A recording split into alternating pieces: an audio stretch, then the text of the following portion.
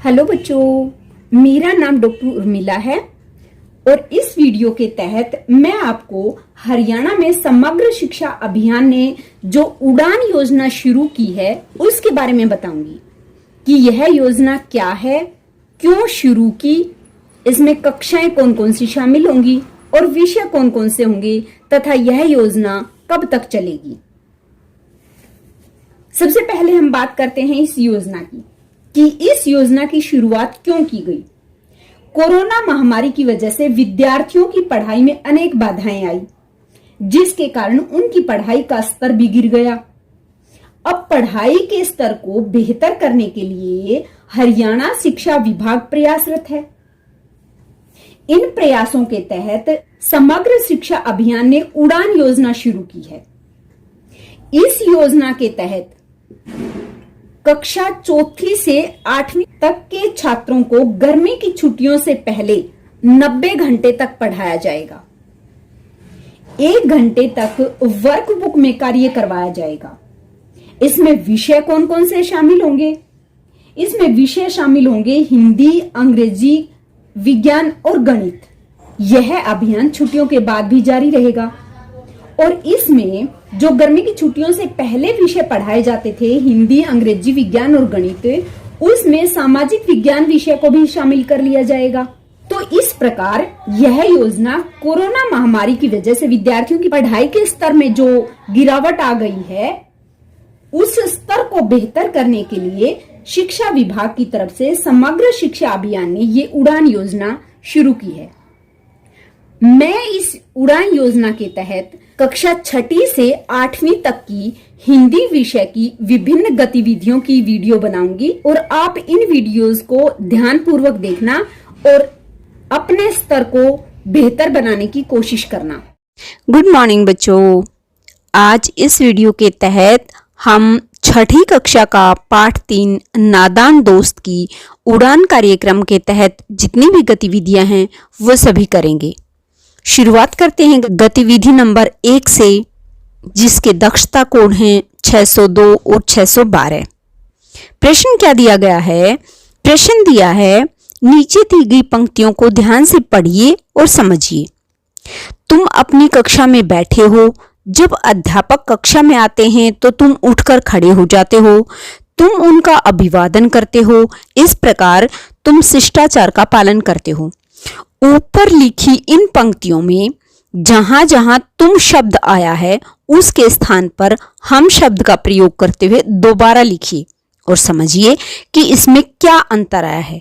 यानी इस पद्यांश में जहां जहां तुम शब्द आया है, हमने क्या करना है, उस तुम शब्द की जगह हम शब्द लिखना है और फिर देखना है कि इस पद्यांश में क्या अंतर आया है।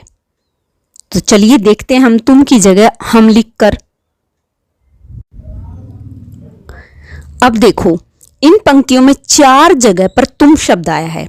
हम इस तुम शब्द की जगह हम लिख देंगे और हम लिखकर हम पढ़ना स्टार्ट करते हैं और देखते हैं कि क्या अंतर आया। पहला जो वाक्य है उसमें क्या हो जाएगा, हम अपनी कक्षा में बैठे हैं। यहाँ हो की जगह क्या आ जाएगा, हैं आ जाएगा। जब अध्यापक कक्षा में आते हैं तो हम उठकर खड़े हो जाते हैं। यहां भी हो की जगह हैं आ जाएगा। हम उनका अभिवादन करते हैं, यहां भी है आ जाएगा। इस प्रकार हम शिष्टाचार का पालन करते हैं। तो यानी तुम की जगह जब हमने हम शब्द रखा तो जहां हो था वहां सब जगह क्या आ गया, हैं आ गया, क्योंकि बहुवचन हो गया। तुम क्या था, एक वचन था और हम क्या आ गया, बहुवचन आ गया। तो एक बार इसको दोबारा से देखते हैं लिखा हुआ कि हमने जब तुम की जगह हम रखा तो क्या क्या परिवर्तन हुआ। देखिए, हमने इस पद्यांश को बदल कर लिख दिया है, तुम की जगह हमने हम लिख दिया है। तो पढ़ते हैं इसको एक बार। हम अपनी कक्षा में बैठे हैं, जब अध्यापक कक्षा में आते हैं तो हम उठकर खड़े हो जाते हैं, हम उनका अभिवादन करते हैं। इस प्रकार हम शिष्टाचार का पालन करते हैं। तो हमने देखा कि तुम की जगह जब हमने हम शब्द रखा तो क्या क्या परिवर्तन हुए। अब हम गतिविधि नंबर 2 करते हैं, जिसका दक्षता कोड है 613 और 614। गतिविधि 2 में प्रश्न क्या दे रखा है, चंदा में लगी बिंदी अनुस्वार है। यानी जो चंदा शब्द है उसमें ये जो च के ऊपर बिंदी लगाई है वो क्या है, अनुस्वार है। और चांद में लगी बिंदी अनुनासिक का चिन्ह है। दोनों शब्दों को बार बार बोलकर देखिए और पहचानिए कि इनकी ध्वनियों में क्या अंतर है। अब इन दोनों शब्दों को बोलकर देखते हैं हम। चंदा चांद, चंदा चांद, चंदा चांद। तो क्या अंतर लगा? जब हम चंदा शब्द को बोलते हैं तो ध्वनि सिर्फ नाक से निकलती है, और जब हम चांद शब्द को बोलते हैं तो जो ध्वनि है वो नाक और मुंह दोनों से आती है। तो ये अंतर है। अब प्रश्न क्या है? अब प्रश्न ये है कि नीचे दिए गए शब्दों को पहचानिए कि किस शब्द में अनुस्वार लगेगा और किस में अनुनासिक लगेगा। यहाँ जो नीचे शब्द लिखे गए हैं हमें इनमें से देखने हैं कि कौन से में अनुस्वार लगेगा और कौन से में अनुनासिक, यानी किस में केवल बिंदी लगेगी और किस में चंद्र और बिंदी लगेगी। चलिए देखते हैं। पहला शब्द है आंखों, तो इसमें क्या लगेगा, अनुनासिक, यानी चंद्र भी बिंदु भी। दूसरा शब्द है अंडा, अंडे में क्या लगेगा, अनुस्वार, केवल बिंदी। उसके बाद है घोंसला, घोंसला शब्द में भी अनुस्वार लगेगा यानी केवल बिंदी। अगला शब्द है टांग, टांग में चंद्र और बिंदी यानी अनुनासिक। उसके बाद है चिड़िया, इसमें भी अनुनासिक यानी चंद्र और बिंदी। उसके बाद है पांव शब्द, पांव में भी क्या लगेगा, चंद्र और बिंदी। अगला शब्द है आंसू, आंसू में भी चंद्र और बिंदी। अंतिम शब्द है पंखा, पंखे में अनुस्वार लगेगा यानी केवल बिंदी। तो हमने देखा इस गतिविधि में जितने शब्द दिए गए थे उन शब्दों में से 3 शब्दों में अनुस्वार लगा है, अंडा, घोंसला और पंखा, और बाकी जितने शब्द दे रखे थे उन सभी में अनुनासिक का चिन्ह लगा है यानी चंद्र और बिंदी। हमारी ये गतिविधि 2 समाप्त हुई। अब हम गतिविधि नंबर 3 करते हैं। गतिविधि नंबर 3 का दक्षता कोड है 614। प्रश्न दिया है, नीचे लिखे वाक्यों को ध्यान से पढ़िए, रेखांकित शब्दों के उल्टे अर्थ देने वाले शब्द लिखते हुए वाक्य पुनः लिखिए। पहला वाक्य है किवाड़ खुले थे, खुले का उल्टा अर्थ देने वाला शब्द लिखना है, तो खुले का बंद। वाक्य क्या बन जाएगा, किवाड़ बंद थे। दूसरा वाक्य क्या है, श्यामा ऊपर की ओर ताकने लगी, तो ऊपर का उल्टा नीचे, तो वाक्य क्या बनेगा, श्यामा नीचे की ओर ताकने लगी, ताकने लगी। अगला वाक्य देखते हैं। वाक्य तीसरा है, केशव उठकर बाहर चला गया, बाहर का क्या आ जाएगा, अंदर। वाक्य क्या बन जाएगा, केशव उठकर अंदर आया। अगला वाक्य है, केशव स्टूल पर चढ़ गया, तो वाक्य क्या बनेगा, केशव स्टूल से उतर गया, क्योंकि चढ़ने का क्या हो जाएगा, उतरना। तो इस प्रकार हमने इन वाक्यों के उल्टा अर्थ देने वाले शब्द लिखकर वाक्य को दोबारा लिखा। एक बार इस गतिविधि को फिर से देख लेते हैं। पहला वाक्य है किवाड़ खुले थे। खुले का उल्टा अर्थ हो जाएगा बंद और वाक्य बनेगा किवाड़ बंद थे।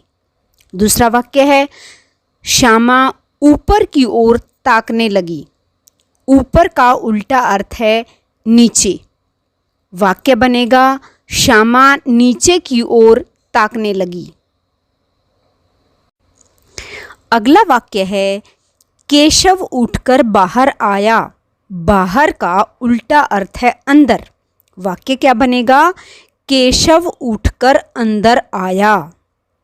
अगला वाक्य है केशव स्टूल पर चढ़ गया। चढ़ने का उल्टा अर्थ है उतरना। वाक्य बनेगा केशव स्टूल से उतर गया। इस प्रकार हमने ये गतिविधि की। अब हम गतिविधि नंबर 4 करते हैं, जिसके दक्षता कोड हैं 610 और 613। प्रश्न क्या दिया है? नीचे दिए गए वाक्यों को ध्यान से पढ़िए, समझिए और दिए गए उदाहरण की सहायता से पुनः लिखिए।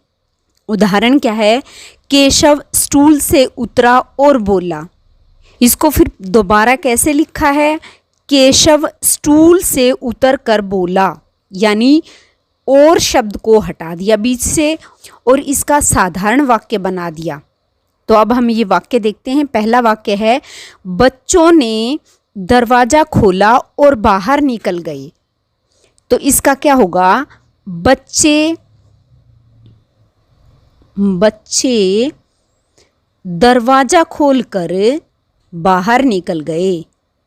दरवाज़ा खोलकर बाहर निकल गए। अगला वाक्य क्या है? अगला वाक्य है श्यामा घबरा गई और बोली। तो इसका साधारण वाक्य क्या बनेगा? श्यामा घबरा कर बोली। घबरा कर बोली। अगला वाक्य क्या है? माँ ने बच्चों को डांटा डपटा और कमरे में बंद कर दिया। इसका क्या बनेगा? माँ ने बच्चों को डांट डपट कर कमरे में बंद कर दिया। माँ ने बच्चों को डांट डपट कर कमरे में बंद कर दिया। अगला वाक्य क्या है? केशव ने रोनी सूरत बना ली और बोला। इसका साधारण वाक्य क्या बनेगा? केशव रोनी सूरत बनाकर बोला। एक बार इन वाक्यों को हम दोबारा से देख लेते हैं। पहला वाक्य क्या था? बच्चों ने दरवाजा खोला और बाहर निकल गए। इसका वाक्य हमने क्या बनाया? बच्चे दरवाजा खोलकर बाहर निकल गए। अच्छा, इसमें एक बात और है। ये जो था ये वाक्य संयुक्त था और हमने इसका साधारण वाक्य बनाया। इसके साथ साथ एक बात और भी है। इसमें हमने क्या किया? जो क्रिया है उस क्रिया शब्द की विशेषता बताई गई है इन वाक्यों में कि वो कैसे बाहर निकले। बच्चे दरवाजा खोलकर बाहर निकल गए, तो कैसे निकले? दरवाजा खोलकर निकले। इसी प्रकार दूसरा वाक्य है श्यामा घबरा गई और बोली। साधारण वाक्य क्या बना? श्यामा घबरा कर बोली। तो कैसे बोली? बोलना क्या है? क्रिया। और बोली कैसे? घबरा कर बोली। तो घबराना क्या है? वो क्रिया की विशेषता बता रहा है, तो क्रिया विशेषण शब्द है ये। खोल कर, घबरा कर। अगला वाक्य है माँ ने बच्चों को डांटा डपटा और कमरे में बंद कर दिया। वाक्य क्या बनेगा? माँ ने बच्चों को कमरे में बंद कर दिया। तो कैसे कमरे में बंद किया? डांट डपट कर। तो डांट डपट कर क्या है? इस क्रिया की विशेषता बता रहा है कि कैसे बंद किया। अगला वाक्य क्या था? केशव ने रोनी सूरत बना ली और बोला। वाक्य क्या बना? केशव रोनी सूरत बनाकर बोला। तो कैसे बोला वो? रोनी सूरत बनाकर। तो रोनी सूरत क्या है? यह क्रिया की विशेषता बता रहा है कि वो किस प्रकार बोला, उसका ढंग क्या था बोलने का। इस गतिविधि के अंतर्गत हमने दो चीजें सीखी। संयुक्त वाक्य से किस प्रकार साधारण वाक्य बनाए, और जो क्रिया की विशेषता बताने वाले शब्द होते हैं उनको क्रिया विशेषण कहते हैं। दरवाजा खोलकर, घबराकर, डांट डपट कर, रोनी सूरत बनाकर, ये सभी क्या हैं? क्रियाओं की विशेषता बता रहे हैं। इस कारण ये क्या हैं? क्रिया विशेषण शब्द हैं। और इसी के साथ ये गतिविधि समाप्त हुई। अब हम अगली गतिविधि करेंगे। अगली गतिविधि है गतिविधि नंबर 5, जिसके दक्षता कोड हैं 610 और 614। प्रश्न क्या दिया है? छोटे गोले में एक शब्द दिया गया है। ये जो छोटा गोला है इसमें एक शब्द दे रखा है। क्या शब्द है? होली। उसके बाहर बड़े बड़े गोलों में अलग अलग खानों में अन्य शब्द दिए हैं, जैसे रंग, गुलाल, पिचकारी, माला, गुब्बारे, होली। अब करना क्या है? छोटे गोले वाले शब्द से अन्य शब्दों को मिलाते हुए अपने शब्दों में वाक्य बनाइए। यानी होली शब्द और ये जो अलग अलग शब्द दिए गए हैं, इन सभी को मिलाकर अलग अलग वाक्य बनाने हैं। चलिए हम बनाकर देखते हैं। हम यहां से शुरू करते हैं रंग गुलाल से। हमने होली शब्द भी लेना है और रंग गुलाल भी, इन दोनों से मिलाकर वाक्य बनाना है। तो वाक्य क्या बनेगा? होली पर सभी बच्चे आपस में रंग गुलाल लगाते हैं। दूसरा है गुब्बारे। होली पर सभी बच्चे गुब्बारों में पानी भरकर एक दूसरे को मारते हैं। अगला है होली पूजन। होली के दिन मेरी माताजी होली पूजन करती है। अगला है माला। होली के मेले में मेरी माताजी माला लेकर आई। अगला शब्द है पिचकारी। होली के दिन पिचकारी में पानी भरकर सभी बच्चे एक दूसरे को भिगोते हैं। तो इस प्रकार हमने बीच का जो गोला था जिसमें होली शब्द लिखा हुआ था और उसके बाहर जो भी शब्द थे उन शब्दों से मिलाकर एक वाक्य बनाया है। इस गतिविधि को एक बार फिर से देख लेते हैं। देखो, हमने पहला वाक्य लिया है, ये वाक्य 1। इसमें हमने होली और पिचकारी शब्द को लिया है।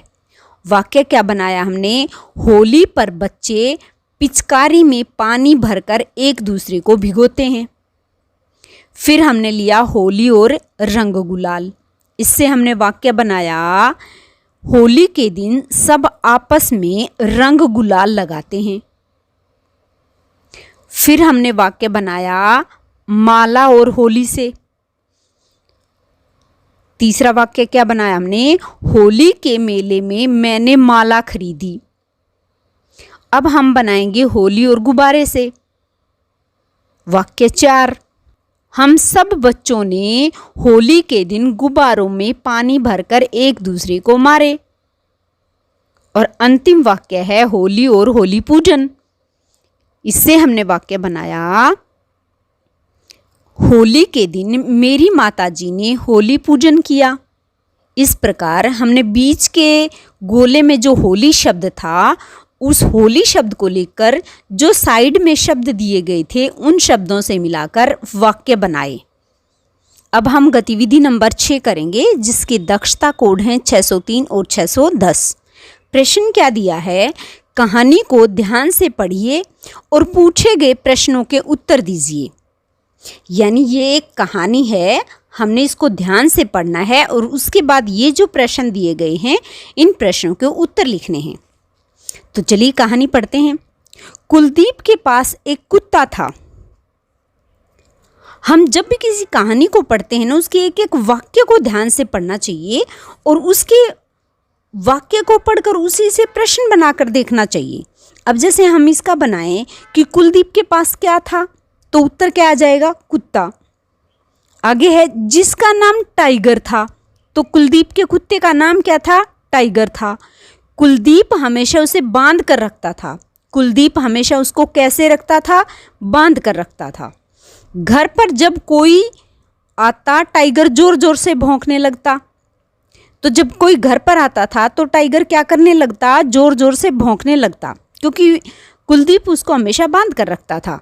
हमें किसी भी जानवर को बांध कर नहीं रखना चाहिए। आगे क्या हुआ, एक दिन कुलदीप के घर कुछ बच्चे आए। तो एक दिन कुलदीप के घर कौन आया, कुछ बच्चे आए। गलती से टाइगर खुला हुआ था और कुलदीप ने जब बच्चे आए तो क्या गलती कर रखी थी, टाइगर को खुला छोड़ रखा था। उसके बाद क्या हुआ, उसने एक बच्चे को काट लिया। तो टाइगर ने किसको काट लिया, एक बच्चे को काट लिया। उस दिन कुलदीप ने टाइगर को बहुत पीटा। जब टाइगर ने बच्चे को काट लिया तो कुलदीप ने क्या किया, कुलदीप ने टाइगर की बहुत पिटाई की। हमने इस कहानी को पढ़ लिया है, अब हम इसके प्रश्नों को करते हैं। पहला प्रश्न है, कुत्ते का क्या नाम था। हमने यहाँ पढ़ा था कुत्ते का क्या नाम था, टाइगर। अगला प्रश्न क्या है, टाइगर हर किसी पर क्यों भौंकता था। क्यों भौंकता था, क्योंकि कुलदीप उसको हमेशा बांध कर रखता था। तो बांध कर रखने के कारण टाइगर क्या करता था, टाइगर हमेशा भौंकता रहता था, बांध कर रखने के कारण। अगला प्रश्न क्या है, क्या कुलदीप ने टाइगर को पीटकर सही किया। तो उत्तर है नहीं। क्यों, क्योंकि कुलदीप को टाइगर को बांध कर नहीं रखना चाहिए था। अगर वो बांध कर नहीं रखता तो टाइगर को ज़्यादा गुस्सा नहीं आता और वो बच्चों को नहीं काटता। इसलिए कुलदीप ने टाइगर को पीटकर सही नहीं किया। अगला प्रश्न है, आप कुलदीप की जगह होते तो क्या करते। तो इसका उत्तर क्या है, इसका उत्तर है कि अगर हमारे पास कुत्ता होता तो हम कुत्ते को स्वतंत्र रखते, यानी आज़ाद रखते। और आज़ाद रखते तो उसको गुस्सा नहीं आता, और उसको गुस्सा नहीं आता तो वह बच्चों को नहीं काटता, और वह बच्चों को नहीं काटता तो उसकी पिटाई नहीं करनी पड़ती। इसलिए हम कुलदीप के जगह होते तो हम कुत्ते को बांध कर नहीं रखते, क्योंकि सभी को अपनी आज़ादी प्यारी होती है, अपनी स्वतंत्रता प्यारी होती है। तो प्यारे बच्चों, हमें कभी भी किसी भी जानवर को बांध कर नहीं रखना चाहिए। क्या आप जानवरों को बांध कर रखते हैं। अगर आप जानवरों को बांध कर रखते हैं तो आप उन्हें खुला छोड़ दीजिए, नहीं तो आप एक दिन उनकी ज़िंदगी जी कर देखो। आप अपने आप को कमरे में बंद करके देखो, आपको कैसा महसूस होगा। आपको पता चल जाएगा कि टाइगर क्यों गुस्सा करता था। अब हम अगली गतिविधि करते हैं, गतिविधि नंबर 7, जिसके दक्षता कोड हैं 608 और 613। गतिविधि 7 में यहाँ वाक्य दिए हैं, इनको पढ़ते हैं। कुत्ता भौंक रहा है, कुत्ते भौंक रहे हैं, कुत्तों ने भौंक भौंक कर आसमान सिर पर उठा लिया है। तो यहाँ इसने एक वाक्य में कुत्ता लिखा, अगले वाक्य में कुत्ते लिखा और उससे अगले वाक्य में कुत्तों लिखा। तो प्रश्न क्या है, ऊपर दिए गए वाक्यों में आपने देखा कुत्ता शब्द के लिए कुत्ते और कुत्तों बहुवचनों का प्रयोग किया है। अब आप नीचे दिए गए वाक्यों को ध्यान से पढ़िए और संदर्भ अनुसार उचित वचन शब्द से रिक्त स्थान भरिए। यहाँ खाली स्थान दिए गए हैं, वाक्य दिया गया है और उसके सामने दो दो हैं। तो हमें यहाँ वाक्य को पढ़कर देखना है कि इसमें एक वचन आएगा या बहुवचन आएगा। पहला वाक्य पढ़ते हैं। पहले खाली स्थान है, का झुंड जंगल से गुजर रहा था। तो हाथी का झुंड आएगा या हाथियों का झुंड आएगा, क्योंकि जब झुंड है तो झुंड तो बहुत सारे हैं, उन्हीं को कहा जाएगा। एक हाथी को तो झुंड कहा नहीं जाता, तो इसमें क्या आएगा, हाथियों। अगला वाक्य है शेर को घेर कर खड़े हैं, हाथी या हाथियों। तो यहाँ हाथी शब्द आएगा कि हाथी शेर को घेर कर खड़े हैं। तीसरा वाक्य क्या है, खेल रहे हैं, बच्चे या बच्चों। तो यहाँ बच्चों खेल रहे हैं या बच्चे खेल रहे हैं, तो यहाँ आएगा बच्चे खेल रहे हैं। अगला वाक्य है ने खेल खेला, बच्चा ने खेल खेला या बच्चों ने खेल खेला, तो यहाँ आएगा बच्चों ने खेल खेला।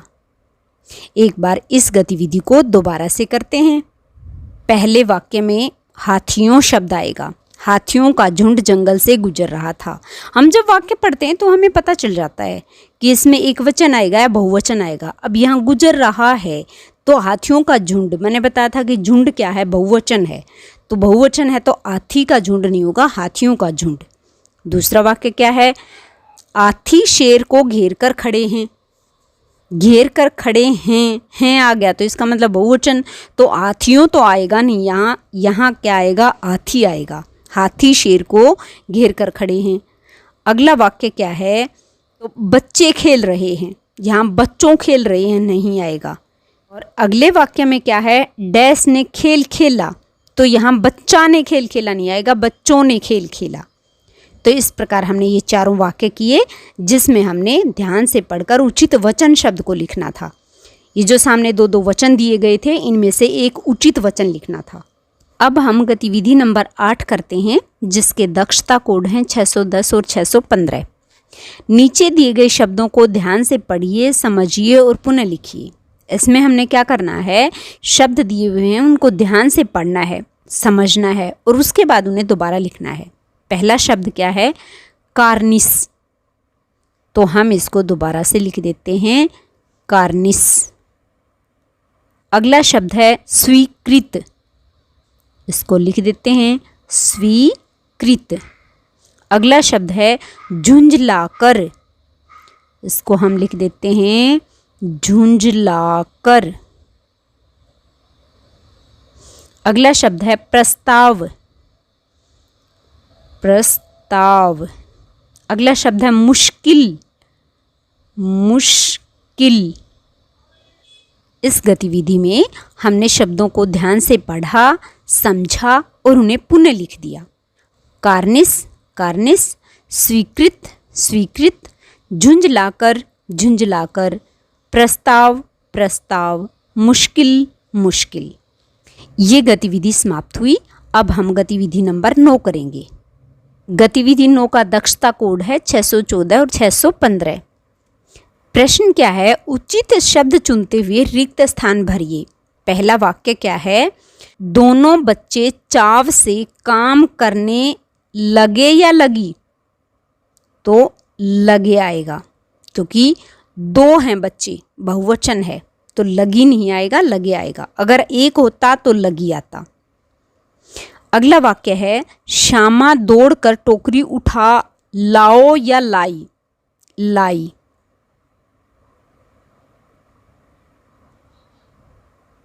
अगला वाक्य क्या है, बाबूजी दफ्तर डैश हुए थे, गई थी या गए थे, गए थे क्योंकि बाबूजी क्या हैं,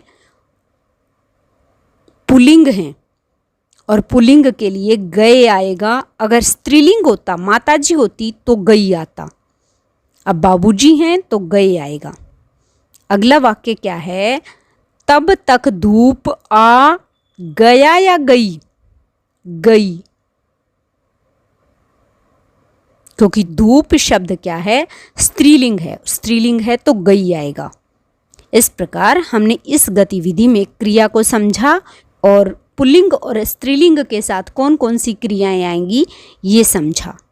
एक बार इस गतिविधि को दोबारा से कर लेते हैं। पहला वाक्य देखते हैं, दोनों बच्चे चाव से काम करने लगे।